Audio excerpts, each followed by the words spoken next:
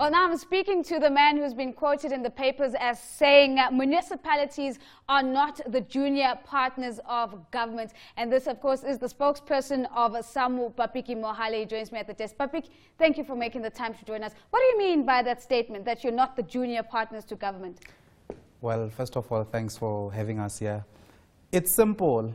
What we are saying is that all state employees should be treated equally.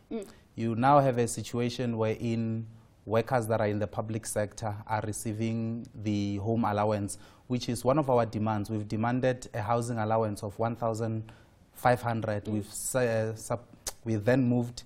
We are now at 1,200. However, SALGA does not want to concede to one of that demand. It's so why is that why is there a double system, that what happens at a national government level isn't the same at what happens at a local government level? Help me understand.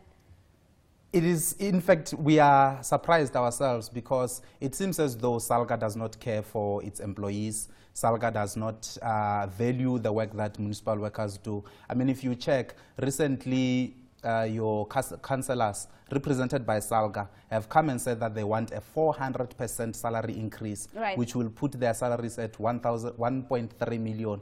However, when it comes to municipal workers, the people that are responsible for the basic services, they are offering a ridiculous offer of 5.9%. So they're offering 5.9%.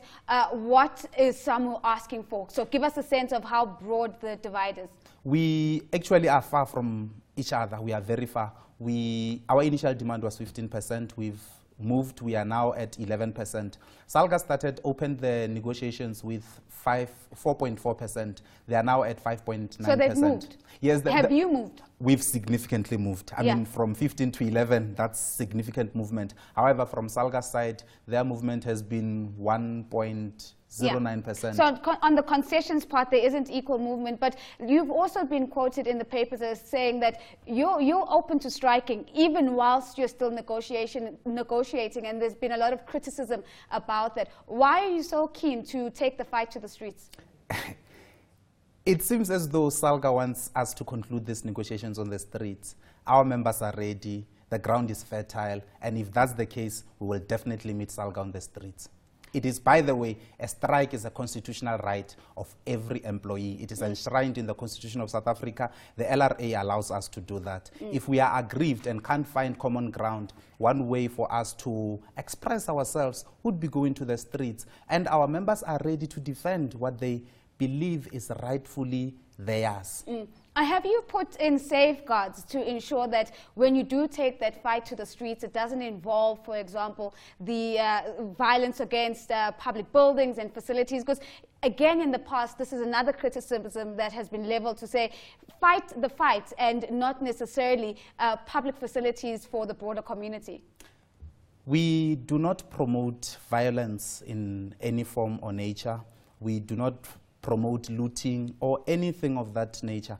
However, whatever happens on the streets, there's been no proof or evidence that has been put forward to suggest that people who have been involved in such things are our members. So, in fact, even the last strike, we categorically distanced ourselves from the looting that happened in Cape Town. In fact, the marshals that were on the ground indicated to us that those were not our members who were responsible for the routine. And given that, have you then, though, made sure that even within your members that there's sufficient member education to say, we have a constitutional right and we're going to exercise that constitutional right within the correct parameters? Have you taken that action?